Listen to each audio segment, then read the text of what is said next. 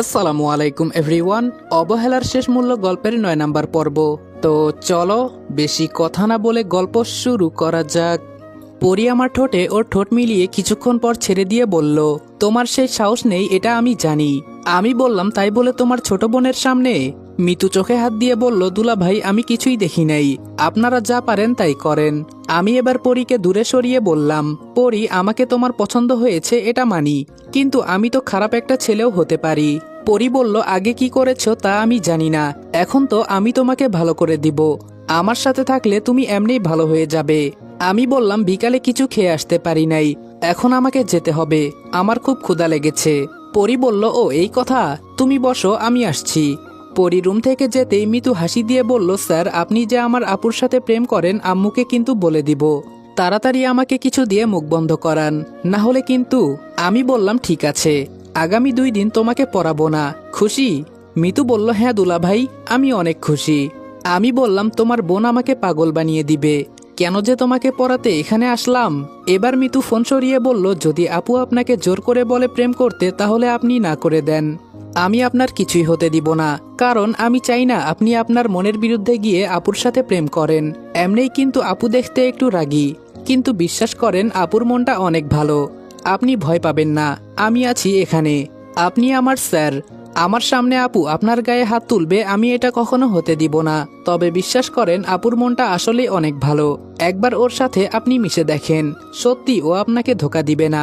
এর ভেতরে পরি একটা প্লেটে কিছু খাবার নিয়ে এসে বলল, তা কি নিয়ে কথা হচ্ছে শালিদুলা ভাইয়ের? আমি মিতুর দিকে তাকাতেই ও চুপ হয়ে আবার ফোনের দিকে নজর দিল। পরি আমার সামনে খাবার রেখে বলল, খেতে পারবে নাকি খাইয়ে দিতে হবে? এবার আমি পরির হাত ধরে আমার কোলে বসিয়ে ওর চোখে চোখ রেখে বললাম, তোমাকে বিশ্বাস করে আমার এই মন দিলাম, আমাকে ধোকা দিবে না তো? পরি আমার দিকে শুধু অবাক হয়ে তাকিয়ে আছে, ও হয়তো ভাবতেও পারে নাই আমি এটা করব। আমি আবার বললাম, কি হলো সিনিয়র ম্যাডাম, আমি কি বলেছি এটার উত্তর দিলে না তো? পরি শুধু বলল, এই জীবন থাকতেও না। আমি সাথে সাথে পরীকে জড়িয়ে ধরে বললাম, মনে থাকে যেন। মিতু আমার দিকে তাকিয়ে একটা হাসি দিয়ে বলল, ভালোবাসার জয় হোক। কিছুক্ষণ পর পরীর মুখ তুলে দেখি ও কান্না করছে। আমি পরীর চোখের পানি মুছে বললাম, হয়েছে, আপনাকে আর কান্না করতে হবে না, এখন আমাকে আপনি খাইয়ে দেন। পরি আমাকে ধীরে ধীরে খাইয়ে দিতে লাগলো। আমি বললাম, তুমি খেয়েছো তো? পরি বলল, হুম খেয়েছি, তুমি আগে খেয়ে নাও। খাওয়া শেষে পরি আমাকে জড়িয়ে ধরে বলল, সত্যি আজকে আমি অনেক অনেক খুশি। আমি বললাম, আচ্ছা বুঝেছি, এখন তো আমাকে ছাড়বে নাকি? আমার তো এখন বাসায় যেতে হবে। পরি বলল, কেন, আজকে এখানেই থেকে যাও। আমি বললাম, আরে না, কিছু কাজ আছে আমার, এখন ছাড়ো আমাকে। পরি আমাকে ছেড়ে দিয়ে বলল, সত্যি কি তুমি চলে যাবে? আমি বললাম, হ্যাঁ যেতে তো হবেই। আর মিতু, ফোন রেখে বইটা নিয়ে বসতে পারো না? মিতু মুখ বাঁকিয়ে বলল, আপনি আমার আপুকে ছেড়ে বাসায় যেতে পারেন না? কখন থেকে তো দেখছি আপু আপনার কোলে বসে আছে। আমি এবার দাঁড়িয়ে পরীকে বললাম, এখানে থাকলে তোমার বোন আমার মান সম্মান সব শেষ করে দিবে, এখন আমি গেলাম কেমন? পরি আমার কপালে চুমু দিয়ে বলল, আচ্ছা ঠিক আছে, তোমার ফোনটা আমার কাছে দিয়ে যাও। আমি বললাম, কেন, কি করবে? পরি বলল, ফোনের ভেতরে কিছু নাই তো আবার, নাকি কারোর সাথে প্রেমে জড়িত আছো? পরির হাতে ফোনটা দিয়ে বললাম, মিতুকে দিয়ে পাঠিয়ে দিও ঠিক আছে, আর রবিন ফোন দিলে বলবে বাসার নিচে আসতে। পরি বলল, আমি কি এগিয়ে দিয়ে আসবো নাকি? আমি বললাম, না ম্যাডাম, তার আর দরকার নেই, আমি একাই যেতে পারবো কেমন?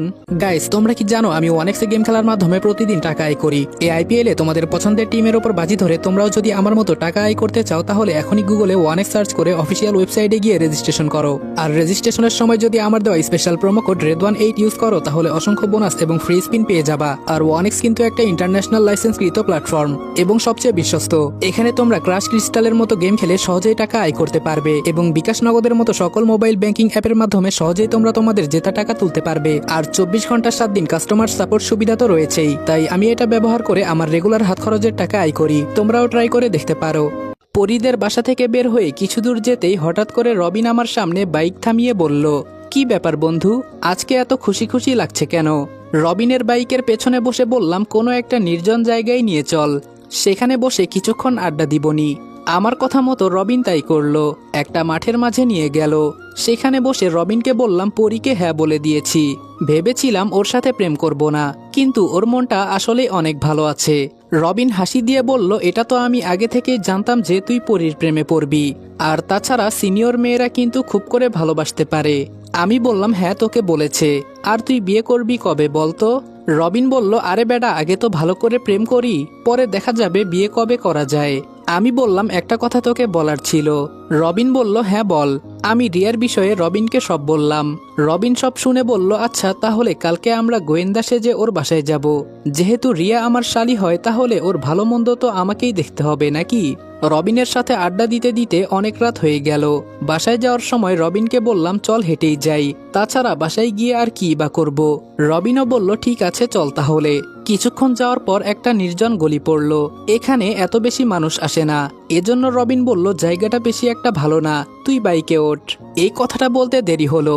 আর হঠাৎ করে সেই দিন যে একটা ছেলে কলেজে বলেছিল আমি পরীকে খুব পছন্দ করি, সেই ছেলেটার বন্ধু আমাদের বাইকের সামনে এসে দাঁড়ালো, হাতে একটা চাইনিজ কুড়াল, যেটা দেখে আমরা একটু ভয় পেয়ে গেলাম। রবিন ওকে দেখে বলল, দেখ, তোর সাথে আমরা ঝগড়া করতে এখানে আসি নাই, আমাদের পথ ছেড়ে দাঁড়া, আমাদেরকে আমাদের মতো যেতে দে। ছেলেটা উল্টো আমার কাছে এসে আমার দিকে তাকিয়ে বলল, সেই দিন বলেছিলাম না তোর গলা কেটে হাতে ধরিয়ে দিব, মনে আছে? আমি আবার যা বলি তাই করি। আজকে তোরা দুই বন্ধুর মাঝে কেউ বেঁচে ফিরতে পারবি না। ছেলেটার কথা শুনে মেজাজ পুরাই খারাপ হয়ে গেল। পকেট থেকে পিস্তলটা বের করে সরাসরি ছেলেটার কপাল বরাবর বসিয়ে দিলাম। আর তখন ওই ছেলেটা ধপ করে নিচে পড়ে গেল। রবিন তাড়াতাড়ি আমাকে এখান থেকে কিছুটা দূরে নিয়ে গিয়ে বলল, তুই এটা কি করলি বন্ধু? আমি বললাম, কি করলাম মানে? ও আমাদের মারবে বলছিল, তোর কি মনে হয় ও আমাদের ছেড়ে দিত? যা করেছি ভালোই করেছি। রবিন বলল, তাই বলে সাধারণ একটা কথার জন্য তুই গুলি করে দিবি? আমি বললাম, ধুর, এত চিন্তা করিস না তো, বাসায় গিয়ে মাথা ঠান্ডা কর। আর আমি জানি তুই আমার কিছু হতে দিবি না, তোর উপর আমার ভরসা আছে। রবিন চুপচাপ বাসার সামনে আমাকে নামিয়ে দিয়ে বলল, যা করেছিস ভালোই হয়েছে। আচ্ছা তুই কোনো চিন্তা করিস না, আমি বিষয়টা দেখব। আমি বললাম, কলেজে কি তুই পরীর মতো নেতা হতে চাস? রবিন বলল, না ভাই, আমার লাগবে না। এখন তোর ভিতরে আমি যে সাহস দেখলাম, তোর সামনে পরী কেন কেউ টিকবে না। রবিনের পকেটে পিস্তল দিয়ে বললাম, এটাকে কয়েকদিন একটু সুরক্ষিত জায়গায় রাখ, এমনি এটা গরম হয়ে আছে কেমন। রবিন আর কিছু না বলে বাইক নিয়ে চলে গেল। আমি বাসার ভেতরে ঢুকে উপরে গেলাম, হাত মুখ ভালো করে ধুয়ে ছাদে গিয়ে বসলাম। কিছুক্ষণ পর পেছন থেকে কিসের যেন একটা শব্দ ভেসে আসলো, এজন্য পেছন ফিরে তাকালাম। আর পেছনে তাকিয়ে দেখি পরী দাঁড়িয়ে আছে। আমি তো ওকে দেখে বললাম, আরে পরী, তুমি এত রাতে এখানে কিভাবে আসলে? পরী আমার সামনে এসে বলল, আমি তো একা আসি নাই, বাবা মাও এসেছে, নিচে হয়তো আন্টির সাথে কথা বলছে উনারা, আর আমি তোমার সাথে কথা বলতে এখানে চলে এলাম। কেমন হয়েছে বলো তো? আমি পরীর হাত ধরে আমার পাশে বসিয়ে বললাম, অনেক ভালো হয়েছে। এখন বলো তো তুমি কেমন আছো? পরী আমাকে এক হাত দিয়ে জড়িয়ে ধরে বলল, তোমাকে ছাড়া থাকতে আমার যে খুব কষ্ট হয়, মন চায় সব সময় তোমাকে এই বুকের মাঝে আগলে রাখি। আমি বললাম, ও মা, তাই নাকি? পরী বলল, হুম গো, আর এই নাও তোমার ফোন। আমি বললাম, তা আমার ফোন নিয়ে তুমি কি দেখলে? আমি কারোর সাথে প্রেম করছি নাকি এটা দেখলে, তাই না? পরী বলল, আরে না, তোমার ফোন নাম্বার, তোমার ফেসবুক আইডি এসব নিলাম। আমি বললাম, আমি তো ভেবেছিলাম আমাকে হয়তো তুমি সন্দেহ করছো। পরী বলল, পাগল হয়েছো তুমি? আমি বললাম, আচ্ছা পরী, তোমার বাবা মা যদি আমাদের এই সম্পর্ক মেনে না নেয়? আমি তো তোমার থেকে অনেক ছোট। পরী বলল, হ্যাঁ তোমাকে বলেছে। আমি এই বিষয়ে আম্মুর সাথে কথা বলবো, আর আমি যা বলি আমার পরিবারের সবাই তাই করে। আমি বললাম, পরী, তোমাকে একটা কথা বলবো? পরী বলল, হুম বলো। আমি বললাম, তুমি জানো আমার এই পৃথিবীতে কেউ নেই, আমি এতিম একটা ছেলে। পরী বলল, তোমার কে আছে কি না আছে এটা আমার জেনে কোনো লাভ নেই, তুমি শুধু আমার হয়ে থেকো তাহলেই হবে। আমি বললাম, আমার কেন জানি মন বলছে তুমি আমার কাছ থেকে খুব শীঘ্রই হারিয়ে যাবে। পরী আমার ঠোঁটে চুমু দিয়ে বলল, এমন কোনোদিনও হবে না, আমি শুধু তোমার। আজকে থেকে যদি বেঁচে থাকি, প্রতিটা সময় প্রতিটা মিনিট শুধু তোমার জন্যই বেঁচে থাকবো। আমি পরীকে দুই হাত দিয়ে জড়িয়ে ধরে বললাম, আমি আগে ভাবতাম আমার এই পৃথিবীতে কেউ নেই, কিন্তু তুমি যখন আমার পাশে দাঁড়ালে তখন আমি একটু সাহস পেলাম। পরী বলল, এসব কথা বাদ দাও তো, দেখো না আজকের আকাশটা কতটা সুন্দর লাগছে। আমি বললাম, তোমার থেকে তো বেশি না। পরী বলল, সত্যি আমি সুন্দর তো? আমি বললাম, হ্যাঁ অনেক সুন্দর, যেটা প্রকাশ করার মতো নয়। কি সুন্দর প্রেম! এই মাঝরাতে তোমরা ছাদে বসে প্রেম করছো, লজ্জা করছে না? পরীকে ছেড়ে পেছনে তাকিয়ে দেখি রিয়া দাঁড়িয়ে আছে। আমি হাসি দিয়ে বললাম, এখানে জরুরি একটা মিটিং চলছে, আর এর ভেতরে তুমি হঠাৎ করে এখানে কেন আসলে? রিয়া পরীর দিকে তাকিয়ে বলল, আপু আঙ্কেল আন্টি নিচে দাঁড়িয়ে আছে, তোমাকে তাড়াতাড়ি যেতে বলছে। পরী আমার কপালে একটা চুমু দিয়ে বলল, আজকে আসি বাবু, কেমন, পরে কথা হবে।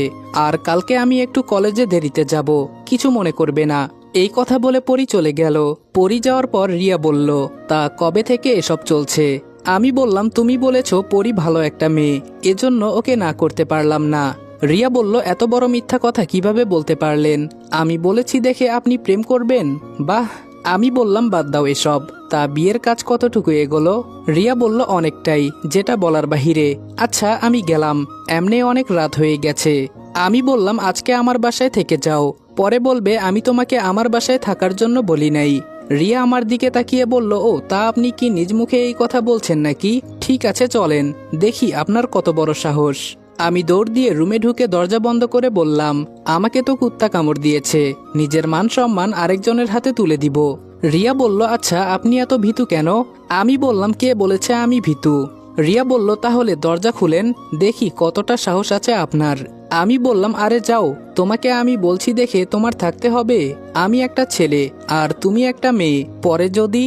রিয়া বলল, পরী আপুকে ফোন করে বলবো নাকি এসব কথা? আমি বললাম, বোন তোর পায়ে পড়ি, তুই এখান থেকে যা। পরী হাসতে হাসতে চলে যাচ্ছে।